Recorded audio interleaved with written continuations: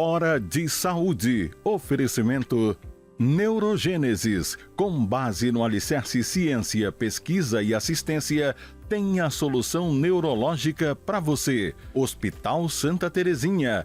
Há mais de 50 anos cuidando de você.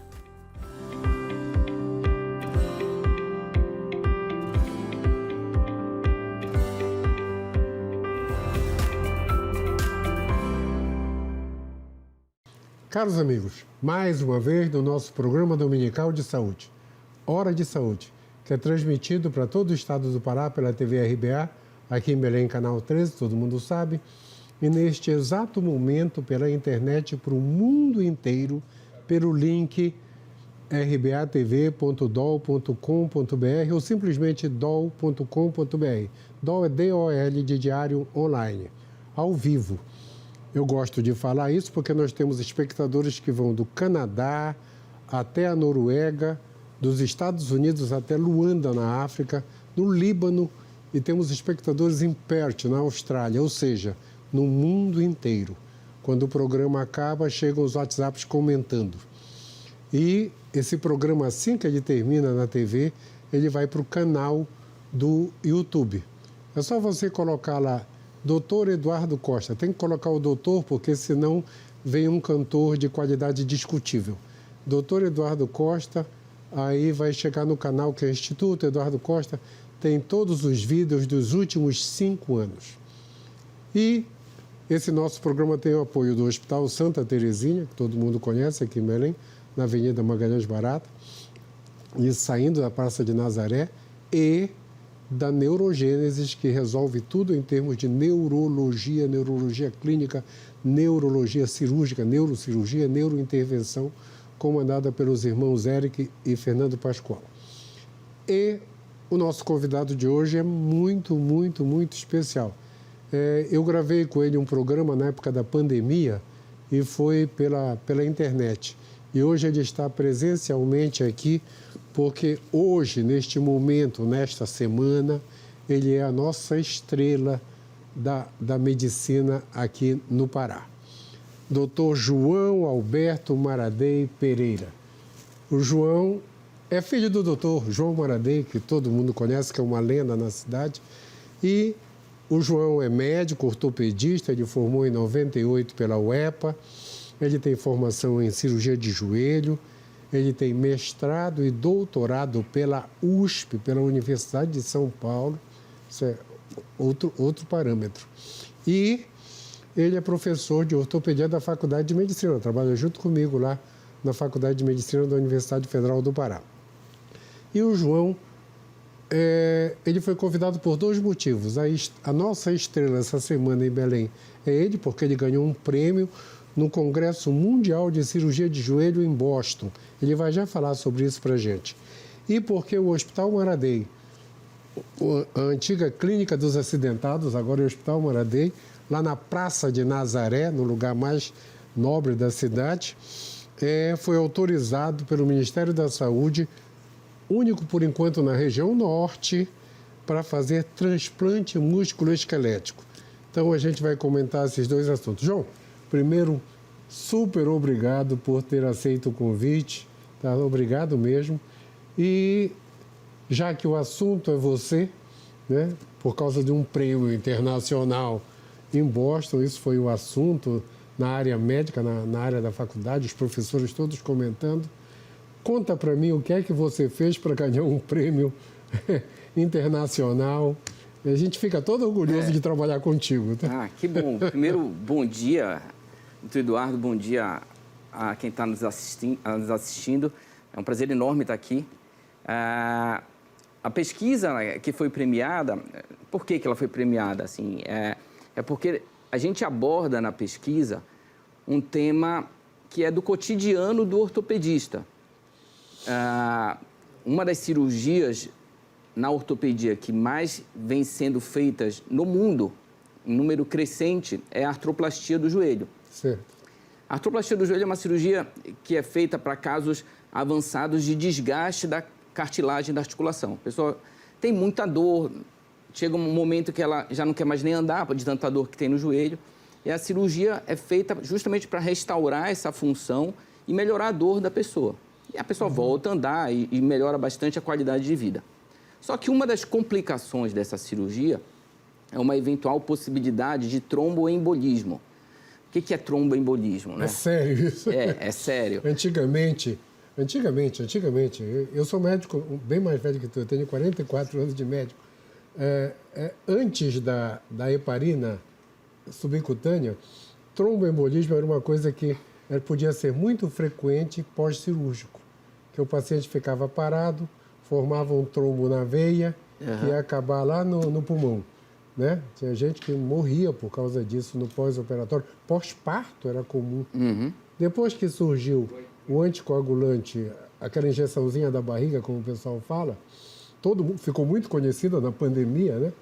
A heparina sublingual, isso praticamente acabou no mundo, ou foi para quase zero. E tu fizeste um trabalho em cima disso. Exatamente, porque a questão é que quando você faz uma cirurgia desse porte, existe um risco, ainda que pequeno, é um risco de uma complicação grave. Uma embolia pulmonar, a pessoa corre risco de vida. Mas é bem raro, é 0,3% em média. Mas se você pega um universo, sei lá, de 1.000, 10.000 cirurgias, provável que alguém vá vir a ter essa complicação, que é uma coisa completamente indesejável que aconteça. Então, por que a pesquisa ganhou relevância, ganhou esse reconhecimento todo? É porque ela aborda qual que é o impacto do tipo de prevenção. Então, quando se faz uma cirurgia ortopédica de grande porte, você obrigatoriamente tem que usar algum tipo de prevenção para evitar que isso aconteça. Certo. Ainda que não seja uma prevenção 100% eficaz, mas diminui a chance. Então, qual que é o impacto desse tipo de prevenção que você utiliza sobre dois pontos que são importantes na recuperação funcional do paciente, que são o edema na perna operada e a perda sanguínea.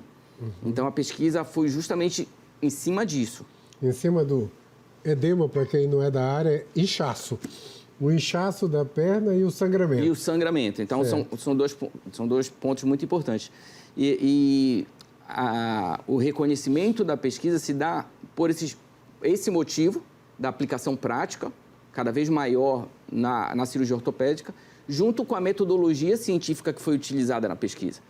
Então, a gente fez um ensaio clínico randomizado, em que nós pegamos 2 grupos de pacientes bastante homogêneos, pacientes com o mesmo tipo de artrose, mais ou menos a mesma faixa etária, o mesmo sexo, mesmo índice de massa corpórea, onde a diferença do tratamento dos 2 grupos era justamente em que um grupo a gente usava a droga, a enoxaparina subcutânea, essa injeçãozinha na barriga, e no outro grupo a gente utilizava um meio de prevenção mecânica, que é o único meio aceito mundialmente em alguns pacientes como um método solitário de prevenção que dispensa o uso da medicação. Certo.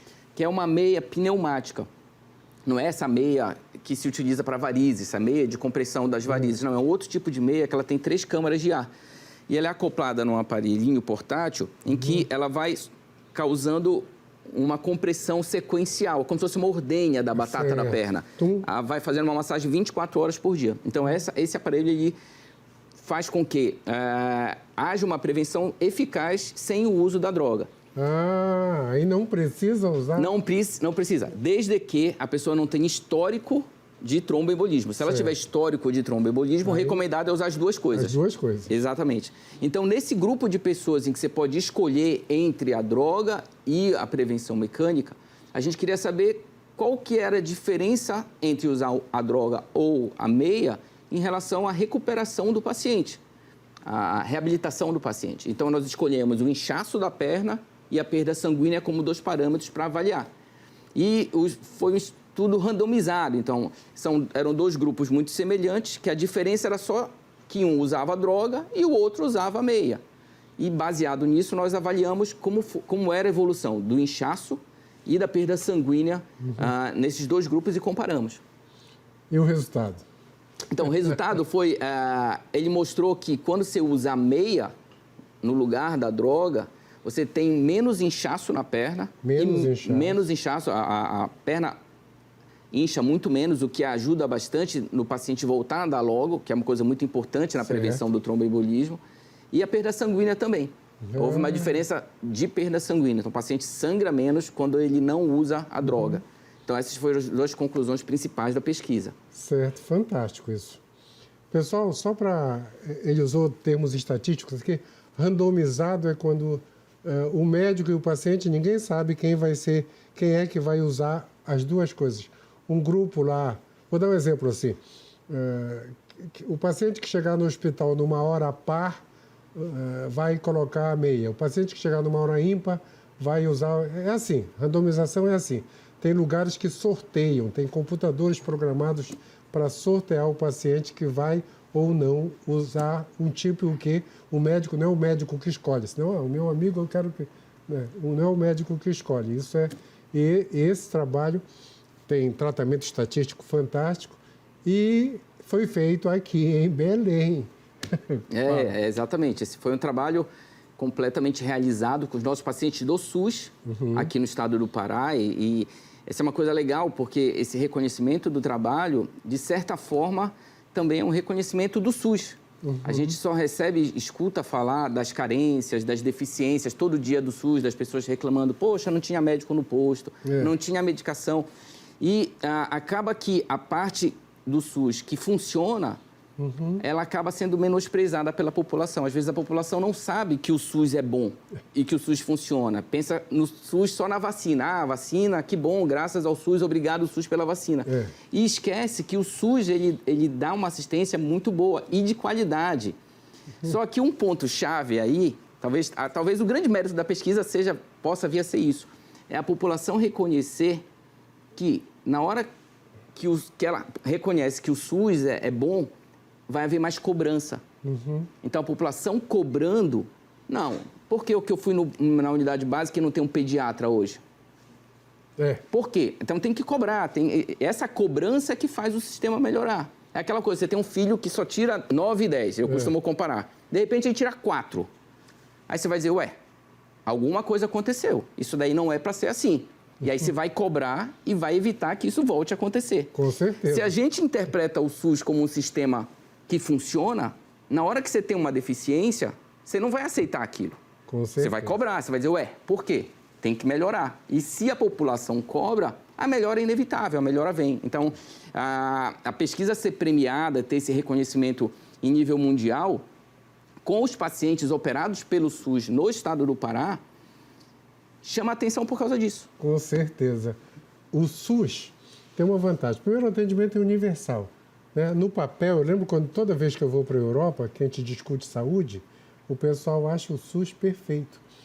Às vezes não é perfeito porque o dinheiro vai para a prefeitura, nem todos os prefeitos são sérios, essa coisa toda. Esse é o problema todo. Mas no papel, em termos de... Ela é perfeita. Eu acho que o país mais perfeito em termos de saúde somos nós. Sim. Todo mundo, eu lembro que conversando isso uma vez na Noruega ou na Finlândia, todo mundo acha perfeito. Mas olha, pessoal, por incrível que pareça, o nosso primeiro tempo já acabou.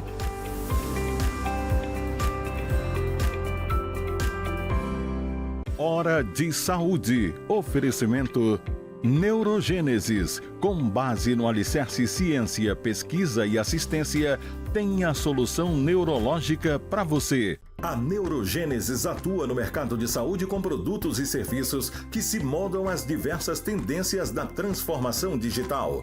Tem como foco estratégias de atuação na Neurosaúde 4.0. O objetivo é revolucionar o atendimento médico e multiprofissional no contexto da neurociência, com entrega personalizada do diagnóstico à reabilitação neurológica. Neurogênesis, educação, pesquisa e assistência. Fones 984-510900, 3085-1600. Rua Municipalidade 985, 19º andar. Hospital Santa Terezinha. Há mais de 50 anos cuidando de você. Hora de Saúde. Oferecimento Neurogênesis. Com base no alicerce ciência, pesquisa e assistência, tem a solução neurológica para você. Hospital Santa Terezinha. Há mais de 50 anos cuidando de você.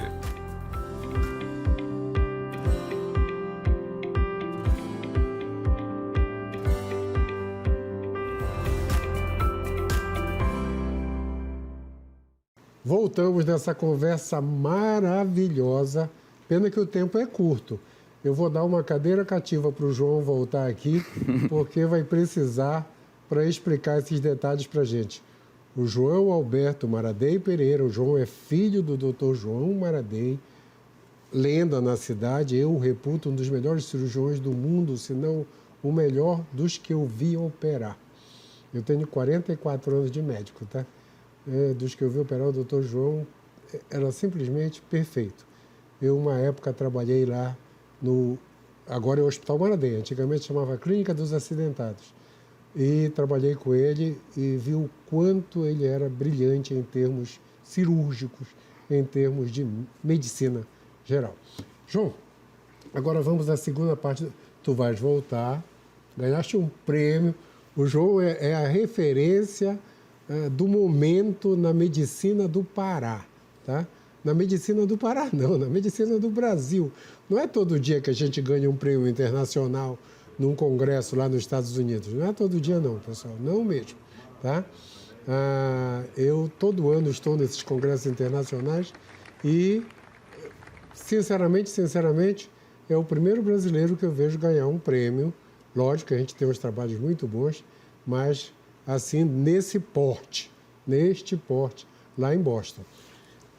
João, a Clínica dos Acidentados, que virou o Hospital Maradei, muito bom. Eu me sinto assim tremendamente orgulhoso até de ter convivido com o Dr. Humberto e com o Dr. João um bom período da minha vida. Nessa época você estava no mestrado, doutorado, estava fora. Agora, a notícia da semana. O Hospital Maradei foi autorizado pelo Ministério da Saúde para transplante músculo-esquelético na região norte. Fala isso também para a gente. Isso daí, na verdade, é uma notícia muito importante. É uma autorização que a gente já vinha pleiteando há bastante tempo. Nós e a Secretaria de Saúde do Estado, foi um esforço conjunto, que é capitaneado pela doutora Irecê. A gente vinha lutando para que isso se tornasse realidade. Por quê? A fronteira seguinte de desenvolvimento da nossa especialidade, da traumatortopedia, ela envolve a utilização de tecido, como se fosse transplante, tecido obtido de cadáver, de doadores, para recompor articulações. Certo. Então, isso é uma necessidade grande, apesar daqui no Pará nós termos um dos estados que tem a maior resolutividade ortopédica no país. As filas de espera aqui para essas cirurgias como da pesquisa, que é a artroplastia do joelho, é a menor do Brasil. Nós temos um volume muito grande desse tipo de cirurgia feito aqui no Pará e com filas de espera muito pequenas. Existem, inclusive, pessoas que vêm de outros estados pelo SUS para fazer a cirurgia aqui. Pouco se sabe, poucas pessoas sabem disso. Mas o passo seguinte seria o cadastramento, a autorização do hospital para realizar esse tipo de cirurgia. Nós já temos a autorização para alta complexidade há várias décadas, na verdade, só que faltava essa que eu chamo de cereja do bolo. Por que cereja do bolo? Porque é o futuro. Certo. Enquanto a gente está falando nessa pesquisa que foi premiada de artroplastia do joelho, por que não, ao invés de você colocar uma prótese artificial, você coloca um pedaço de joelho de um cadáver? Coloca um osso, uma cartilagem humana no lugar daquela que sofreu o desgaste. Então, isso vai gerar várias linhas de pesquisa daqui para frente e com o objetivo principal de melhorar a assistência ao paciente. São muito poucos os centros no Brasil que têm essa autorização. E isso vai permitir que a gente possa introduzir um tipo de assistência, um tipo de tecnologia até então inédito aqui na região norte, que é fazer esse tipo de transplante nesses pacientes mais graves. Deixa eu te fazer uma pergunta. A gente vive discutindo doação. Quem é um doador está apto a doar os ossos também. Sim, sim. E essa é uma coisa muito interessante, porque no transplante músculo-esquelético, você também não tem a lista de espera. Por exemplo, você vai... preciso fazer um transplante do fígado, que começou a ser feito aqui no Pará. A Secretaria do Estado de Saúde, a gente tem que reconhecer isso, ela está muito empenhada no setor de transplante. Está tendo um avanço bastante grande no Estado nos últimos anos. Foi feito os primeiros, já mais do que o primeiro, já foram feitos já alguns transplantes de fígado também lá na Santa Casa. E agora a gente vai começar a parte musculoesquelética. Para esse tipo de transplante, isso é que é muito interessante, é que você não precisa ter um teste de compatibilidade entre o doador e o receptor. Pai para o filho, primo? Não. Por exemplo, você vai fazer um transplante de um pedaço de joelho. O que é a compatibilidade? Tem que ser de tamanho. O doador tem que ter o joelho da mesma largura que o do receptor. Só? Só. Não utiliza droga contra a rejeição, diferente também dos outros tipos de transplante. Certo. Então, não tem droga depois? Não, você não precisa ficar tomando drogas contra a rejeição do órgão. Então, essa é uma outra grande vantagem da parte musculoesquelética. Então, fantástico, fantástico. E a demanda, assim, uma pessoa quando faz, uma família que autoriza a doação de órgãos, ela está autorizando coração, rim, córnea, ela pode autorizar também tendão, osso. Isso daí também é doado. Isso tem uma utilidade enorme. E é mais fácil de conseguir beneficiar muitas pessoas, já que não tem a questão da compatibilidade. A compatibilidade é de tamanho. Então, isso é uma facilidade enorme e que viabiliza que esse tipo de transplante seja muito realizado no mundo inteiro. Você já fizeram algum aqui só para iniciar ou não? Ainda não? A autorização veio essa semana. Nós recebemos a autorização essa semana. Então, a gente está desenvolvendo agora os protocolos do hospital e muito em breve a gente deve, se Deus quiser, anunciar o primeiro. Ei, João, agora só uma curiosidade minha. Na época que eu trabalhei lá com os Maradei, como a gente falava, o pessoal fazia umas 50, 60, 70 cirurgias por dia. É tudo isso ainda? Tudo isso. Nós somos um hospital dedicado à ortopedia, com 8 salas de cirurgia, e a gente tem uma média diária por volta de 60 cirurgias ortopédicas. Às vezes a gente fala isso e as pessoas nem acreditam, mas é um volume muito grande, porque nós não temos restrição em relação ao tipo de paciente. Então, nós operamos desde o paciente do SUS até o paciente particular. Certo. Então, o volume cirúrgico é muito grande. E aí as coisas... A cirurgia é artesanato, né? Você vai em Coraci assistir, vai levar, às vezes, um turista, vamos levar ver as cerâmicas. Aí você leva para comprar o vaso e você vê uma criança lá no fundo, brincando com a argila, às vezes tem 5, 6 anos e já está mexendo no vaso, fazendo aquela modelagem. Uma criança dessa, quando chega com 18, 20 anos, ela faz um vaso numa velocidade e uma habilidade espetacular. Por quê? É repetição. Então, isso daí é uma coisa que faz com que seja possível realizar muita cirurgia no hospital, porque são processos que mais ou menos se repetem.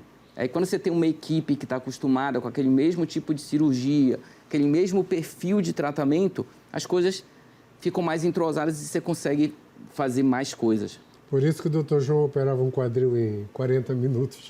Exatamente. Porque o volume é muito grande. Pessoal, eu sempre falo isso, que eu considero o Dr. João Maradei, o pai dele, o melhor cirurgião que eu conheci no mundo. Porque eu morei em São Paulo há muito tempo e eu era médico do Einstein. E de vez em quando tinha que acompanhar a cirurgia. Lá no Einstein, uma cirurgia de quadril era 6 horas. 6 horas. Aí a primeira vez que eu fui acompanhar o Dr. João, ele operou em 38 minutos. Foi uma coisa fantástica. Nunca esqueço isso. Então, é o que ele acabou de falar. Quando você tem um treinamento muito grande naquilo, você consegue fazer aquilo praticamente com perfeição e num tempo muito grande. Por isso que vocês operam 60 por dia. Então, lá no Hospital Maradei, eu sempre falo, nosso programa é de utilidade pública, todo mundo precisa saber. Opera SUS, opera os planos de saúde, opera particular. Exato. Então, isso é bom saber. E uma coisa que às vezes sempre me perguntam, por exemplo, às vezes me perguntam, essa pesquisa foi em cima de artroplastia. Eu tenho uma tia que tem uma artrose de joelho, que precisa fazer a cirurgia e ela não tem plano de saúde, como que eu faço? Como que é o caminho para chegar lá? Então, o caminho o nosso hospital, ele é credenciado no SUS, mas o SUS não autoriza o que a gente chama de porta aberta no hospital. Não é pronto-socorro. Não é pronto-socorro. Funciona todos os pacientes via encaminhamento. Então, no caso de uma pessoa que tem uma artrose no joelho, por exemplo, ela vai primeiro na unidade básica de saúde do município e a unidade básica de saúde, aí sim, que encaminha para o hospital. É a única forma de chegar lá. Então, a pessoa precisa primeiro ir no posto de saúde e que encaminha então para o hospital. Está tendo nessas usinas da Paz agora, do Ter Paz, um projeto que eu considero sensacional. As usinas da Paz, elas estão trazendo muita coisa boa para a nossa população. E uma das coisas é que estão sendo feitos mutirões para esse tipo de paciente ortopédico. Então, além do caminho normal dos pacientes serem encaminhados via unidade básica de saúde, existe um convênio com as unidades do Ter Paz que estão encaminhando, quando se realizam esses mutirões, encaminham o paciente para a cirurgia. Então, puxa vida, agora ficou... ele falou posto de saúde, eu também costumo falar posto de... Unidade básica de saúde, antigamente era posto de saúde. Exatamente. Então, você vai lá... É igual no Bairro Barreto, não tem porta aberta, tem que ir na unidade básica de saúde, a unidade básica de saúde encaminha para a gente. Já o hospital de clínicas, lá onde trata infarto, é porta aberta, vai direto lá, faz eletrocardiograma, se estiver infartando, vai fazer cateterismo, colocar estente agora. Então, isso chama porta aberta, serviço de pronto-socorro, tá? João, tu vais ter uma cadeira cativa no programa, porque tu consegue explicar muito fácil essas coisas todas. Agora a gente está chegando no minuto final, João. Considerações finais e dedica ao programa. Bom, primeiro eu dedico ao programa ao meu pai, ao meu tio, que foram os propulsores do que hoje o hospital é, que permitiram fazer com que tantas pessoas continuem sendo ajudadas e assistidas, independente de classe social, de plano de saúde. E isso foi uma semente que foi plantada em 1966, que foi o ano que eles fundaram o hospital. A gente tem o prazer de dar continuidade a esse tipo de atendimento e é um orgulho muito grande tudo isso que está acontecendo. Não só o reconhecimento da pesquisa, mas o credenciamento para o transplante. Isso é uma coisa que envaidece, não a mim especificamente, mas a todas as pessoas que estão na nossa luta diária no hospital. A todos os colaboradores, todos os enfermeiros, técnicos de enfermagem, o pessoal da limpeza, os instrumentadores, o corpo clínico do hospital. Ou seja, são as pessoas que se dedicam todo dia no atendimento de qualidade a todas as pessoas, independente de plano, se é SUS ou se é particular. Doutor Humberto, que um dia a gente se encontra, o programa é para vocês, para o Hospital Maradei, que trabalha com o SUS e tem um trabalho social absurdo aqui em Belém. Eu sei porque eu trabalhei lá e o doutor Humberto era meu chefe de plantão no pronto-socorro. Naquela época, o pronto-socorro não tinha nem raio-x. O paciente chegava e ele mandava para o hospital para fazer um raio-x e voltar. Imagina, em 60, 73, 74, 75, por aí. Então, pessoal, doutor João, o programa foi para o senhor. O filho vai ganhar uma cadeira cativa. E, turma, o nosso tempo acabou mesmo. Uma semana iluminada para todos. Até domingo que vem. O programa agora vai para o canal do YouTube, tá? Instituto Eduardo Costa, vídeos que você chega lá. Até semana que vem.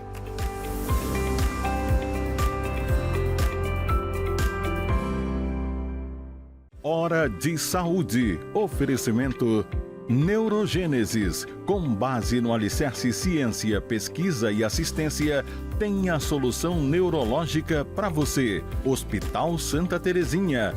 Há mais de 50 anos cuidando de você.